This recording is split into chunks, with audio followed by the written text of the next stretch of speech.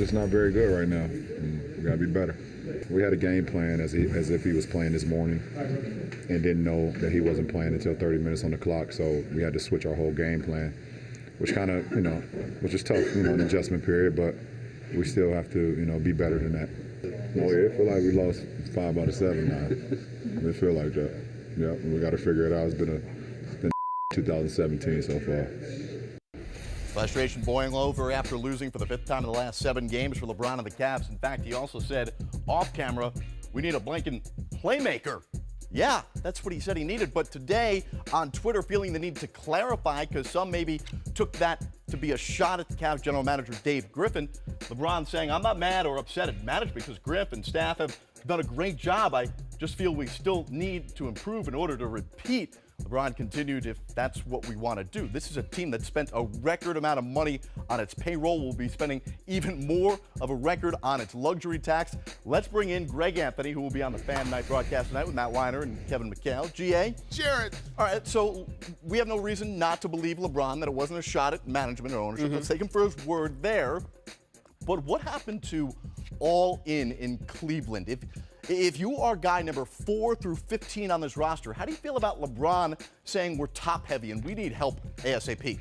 I wouldn't be that concerned with it because I think all those guys 4 through 15 know what kind of teammate he is based on what they've experienced with him the last couple of years. Secondly, a lot of what he's talking about is just pure frustration. Playmaker, to me, doesn't seem to be the issue. When you look at their last 3 losses, they gave up 126, 124, 118. So I don't think their offense was the issue. Their inability to defend has been the issue for them. And I think there is sometimes a hangover and a lack of motivation. This is not a team built for the regular season. They just aren't, because ultimately all that matters to them is about what happens in the postseason. And the way that this team's constructed, not like a Golden State that has so much firepower, they're going to just win games based on talent alone. San Antonio, that system and that structure's been there forever. They're going to win a lot of regular season games. This team's about the postseason, so that frustration can boil over, as we saw last year, Jared, with the same kind of issues before they got to the All-Star break. It was just 2 days ago that we didn't celebrate, but with the year anniversary of David Blatt getting fired when they were 30-11. Let's play off what you're talking about, built for the playoffs, not for the regular season. All right, LeBron, 6 straight trips to the finals. This was supposed to be the year that they limit his minutes. They can't win when he doesn't play. They have yet to win a game when he rests. And LeBron now is leading the league in minutes per game. So is the true source of LeBron's frustration about beating Golden State potentially in the finals, or finding a playmaker that can help lighten the load until May or June? Well, I think they could lighten the load. The minutes issue that's something they can address within what they're doing. Who handles the ball, though? It's not him or Kyrie.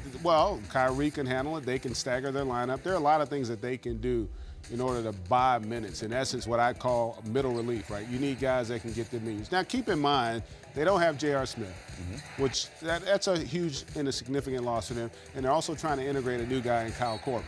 And Kyle Korver, because of who he is and how he plays, he's not just a guy that you sit out in a corner. He's running off a lot of screens, so they have to incorporate a lot of new systems, a lot of new sets for him that everybody's got to learn. So there is a period of time it's going to take for that group to kind of figure some things out.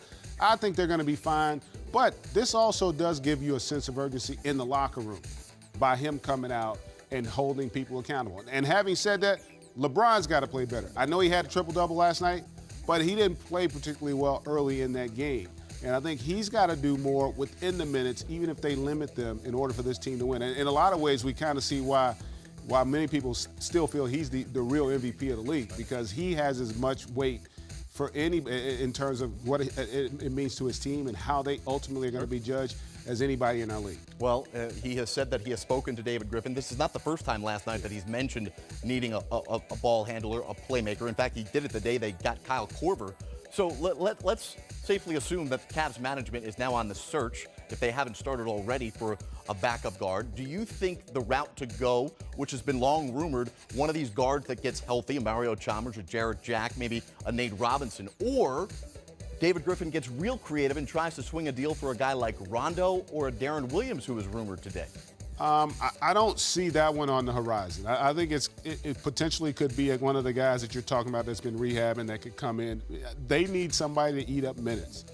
I don't think they want to mess with the real structure of their lineup because they got a lot of guys out there that are going to be important to them in playoff series. Yeah. A lot of this, to me, again, I go back, they're trying to get to the finish line, which is We're not talking about a guy that's going to make an impact in Game 7 of the finals. No. Well, you're right now they need guys to help them get through the regular season. Right. Right. And then secondly, the one advantage of playing with Kevin and Kyrie and LeBron when you do get in the postseason, if you get somebody that comes into a game and scores 6 or 7 points or comes up with a key steal or a key rebound, that could be the difference in winning and losing a game. So they don't need guys coming in and getting 30 a night. They don't need that kind of an impact. They need guys that can come and play within what they do for, 8, 12, 16 minutes a game.